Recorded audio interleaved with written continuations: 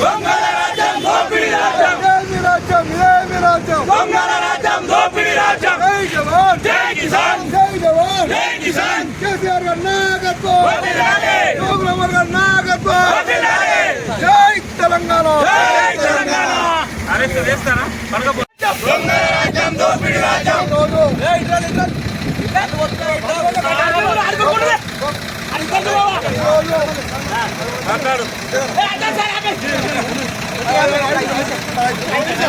ఈరోజు తెలంగాణ జాతిపిత తెలంగాణ రాష్ట్రం తెచ్చిన వ్యక్తిని సాగు నోట్లో తలకాయ పెట్టి 14 సంవత్సరాలు పోరాటం చేసి తెలంగాణ రాష్ట్రాన్ని సాధించిన కేసీఆర్ గారిని సిట్ పిటిషన్లని సిట్ నోటీసులని అన్యాయంగా రాజకీయ కక్షగా మరి అన్యాయంగా ఆయనను మరి సిట్ పిటిషన్లను దాఖలు చేయడము మరి కోర్టుకు రమ్మనడము మరి ఎంతవరకు సమంజసం?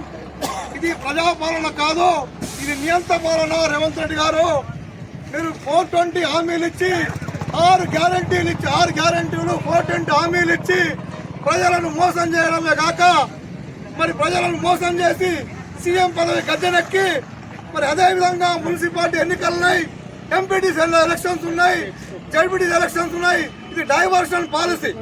ప్రజలను మళ్లించడానికి మున్సిపాలిటీలో మరి ప్రజలను మనోభావాలు దెబ్బతీయడానికి మరి కేసీఆర్ మీద కేటీఆర్ మీద అదేవిధంగా హరీష్ రావు మీద మరి సంతోష్ గారి మీద పిటిషన్లు ఇచ్చి మరి కోర్టుకు రమ్మనడం లేని మన ఆరోపణలు చేసి ఇది రాజకీయ కక్ష ధోరణి కాబట్టి దీన్ని ఖచ్చితంగా మేము ఖండిస్తున్నాం.